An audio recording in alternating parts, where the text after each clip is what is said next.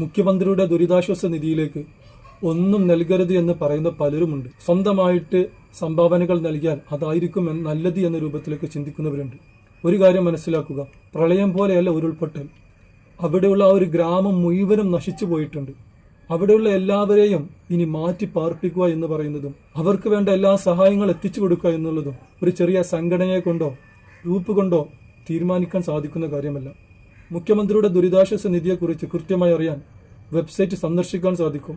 വിവിധ ബാങ്കുകളിലൂടെ എത്ര രൂപയാണ് മുഖ്യമന്ത്രിയുടെ ദുരിതാശ്വാസ നിധിയിലേക്ക് എത്തിയിട്ടുള്ളത്, എത്ര രൂപ അതിൽ നിന്ന് ചെലവഴിച്ചു, എത്ര രൂപയാണ് ഇപ്പോൾ അതിലേക്ക് വന്നുകൊണ്ടിരിക്കുന്നത്, എല്ലാ ഡീറ്റെയിൽസും അതിൽ ലഭ്യമാണ്. അതിൽ നിന്ന് പണം മുക്കിയോ ഇല്ലേ എന്നുള്ള കാര്യം വിവരാവകാശ നിയമം മുഖേന നമുക്കതിനെ ചോദ്യം ചെയ്യാൻ സാധിക്കും. എല്ലാ നിലക്കും സുതാര്യമായ ഒരു പ്രവർത്തനം നടത്താൻ സാധിക്കുക അത് ഗവൺമെന്റിന് തന്നെയാണ്. മറ്റു സംഘടനകൾ അതിൽ നേരിട്ടിറങ്ങുന്നതിന് ഒരുപാട് പരിമിതികളുണ്ട്. വീടുണ്ടാക്കുന്നതിനും അതിനുവേണ്ട